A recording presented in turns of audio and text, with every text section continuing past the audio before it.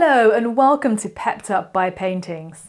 It's Good Friday, and so today I would like to talk about this image, Christ on the cross. It dates to the 1630s and it's by the 17th century Spanish artist Velazquez. Velazquez is more commonly associated with portraiture. He was court painter to Philip IV of Spain.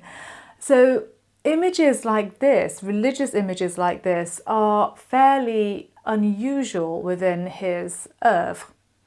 However, there are thousands of paintings and sculptures of Christ on the cross. You can get lost in them.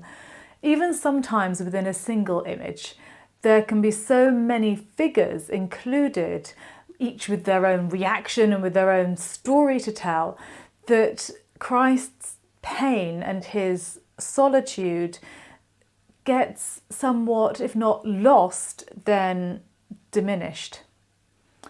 This work, however, is heart-wrenchingly spare and speaks, I think, very eloquently to Christ's isolation at this time. He is alone. The cross fills the canvas both vertically and horizontally, and we have nothing to distract our gaze from the image of Christ.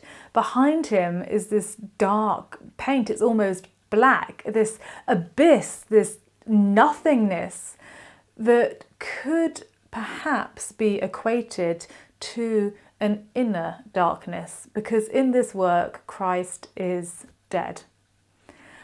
Which means that what this work doesn't have to its merit, in my opinion, is Christ gazing up imploringly to the heavens or sorrowfully out to the people at the base of the cross, or perhaps even us, spectators of the painting, which can sort of lead a little bit towards sentimentality in some artists' hands.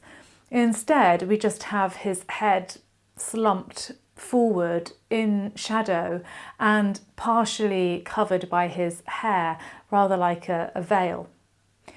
His body, however, is quite upright and vital. It's as though there's no slackening or heaviness that you would associate with a dead body. In fact, his feet seem to be holding the weight of the rest of his body, and we are viewing him from the front. So this is a very straight view of Christ. Even his feet are parallel on this little ledge, although he's slightly contrapposto, so his body is slightly bent because he's bent his left knee just a little bit, which kind of animates his body rather strangely even more. Notice too that we are looking directly at Christ. We're not looking up at the cross. And so therefore, once again, we are confronted directly by his image. And it is extraordinary and it is painful, but it's also beautiful. And I think from an artistic point of view, what makes this work particularly compelling is the light. So there is a very gentle light source from the top left, but mostly the light seems to be coming in or coming from within Christ's body itself. There's a luminosity about his flesh that is quite beautiful. His hair, his dark hair, contrasts in a wonderful way with this radiant halo, and the rest of his skin is dappled with this sort of golden light, which makes this work quite surprisingly tactile. You feel as though you could reach out, as though you want to reach out and touch his flesh. There's a couple of lovely little touches, or one lovely little touch, in that the cross, just notice the craftsmanship of the cross, which reminds us, of course, that Jesus was a carpenter. And then this little inscription at the top of the cross reads, Jesus of Nazareth, King of the Jews. This is something that was talked about in the Bible as being at the top of the cross.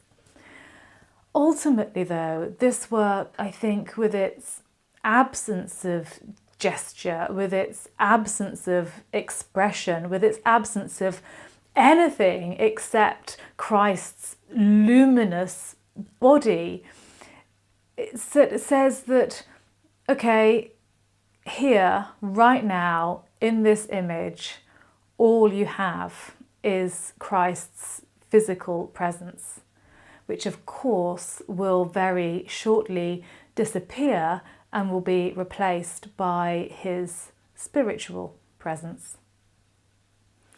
I hope you'll join me next time. I'm Lynn from Beyond the Palette. Bye.